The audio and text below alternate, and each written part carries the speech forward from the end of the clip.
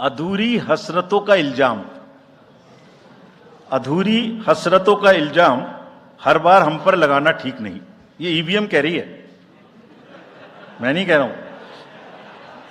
अधूरी हसरतों का इल्जाम हर बार हम पे लगाना ठीक नहीं, वफा खुद से नहीं होती, खता ईवीएम की कहते हो। You have asked about, somebody asked about EVMs.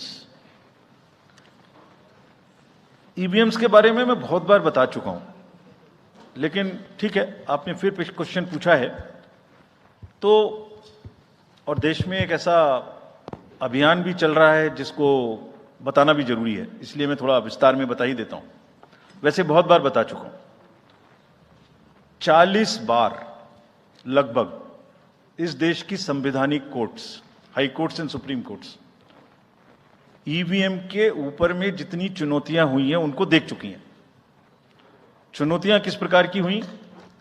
ये हैक हो सकती है, चोरी हो जाती है, 19 लाख मिसिंग हैं, इसमें दिखाई नहीं देता है, ये कंप्यूटर से खराब हो जाती है, रिजल्ट्स बदल सकता है, मैनिपुलेट हो सकता है। हर बार संवैधानिक कोर्ट्स ने इसको रिजेक्ट किया है। क्या कहा है? कभी कहा कि इसमें वायरस लग ही नहीं सकता, no question of introducing virus. कभी कहा इनवैलिड वोट्स नहीं हो सकते, कभी कहा रिगिंग इज नॉट पॉसिबल, कभी कहा कि when there is section 61A in the RP act which empowers the use of the EVMs, जब तक वो खत्म ना हो जब तक ये प्रश्न उठाना गलत है। कभी कहा कि EVMs are foolproof devices for counting and allegations of tampering are baseless. कभी कहा कि आप एक के बदले 5 वीवीपैट गिनिए, वो हमने शुरू कर दिया। अब तो ये आ गया है नतीजा कि कोर्ट्स ने जुर्माना लगाना शुरू कर दिया। दिल्ली हाई कोर्ट ने मिस्चीवियस कहते हुए 10,000 रुपए का जुर्माना लगाया, फिर माननीय उच्चतम न्यायालय ने 50,000 रुपए का जुर्माना लगाया। अभी फिर रिसेंटली माननीय उच्चतम न्यायालय ने एक पिटीशन खत्म की है। कितनी बार सुनेंगे? क्यों बार बार वही बिलाप करना है? कोई चीज है तो हमसे पूछिए।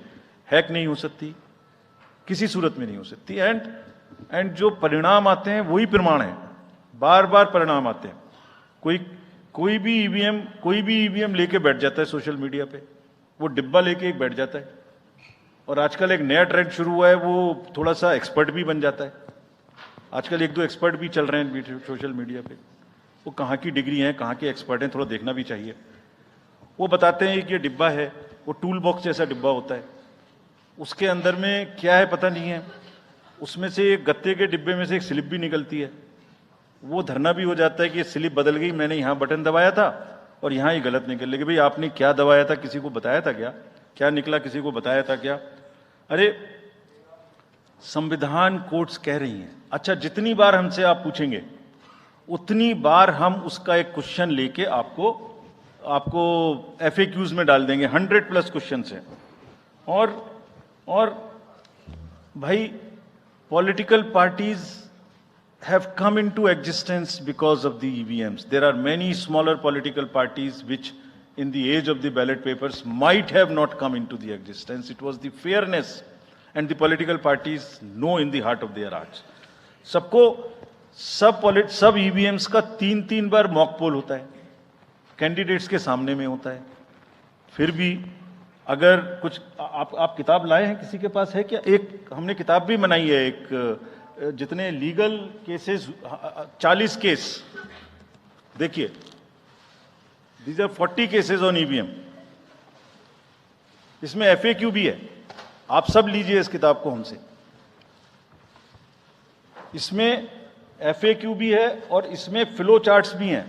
देखिए, हमारी वेबसाइट पे है ये।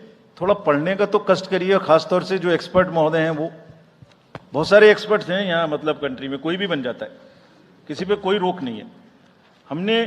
हमने इसमें चार्ट भी लगाया है कि कितनी बार सत्ता में रहने वाली पार्टियां ईवीएम ने बदल दी। तो मुझे भी ईवीएम पे फिर मैं रात सोच रहा था ये प्रश्न तो आएगा जरूर, तो फिर रात को मैंने कुछ लिखा अपने हाथ से, वो फिर आपको सुनाता हूं। अधूरी हसरतों का इल्जाम, अधूरी हसरतों का इल्जाम हर बार हम पर लगाना ठीक नहीं। ये ईवीएम कह रही है, मैं नहीं कह रहा हूं।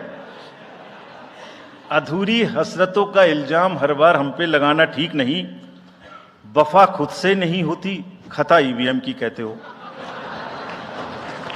और बाद में गोया जब परिणाम आता है तो उस पर कायम भी नहीं रहते, आप ही के पक्ष में रिजल्ट आ जाता है।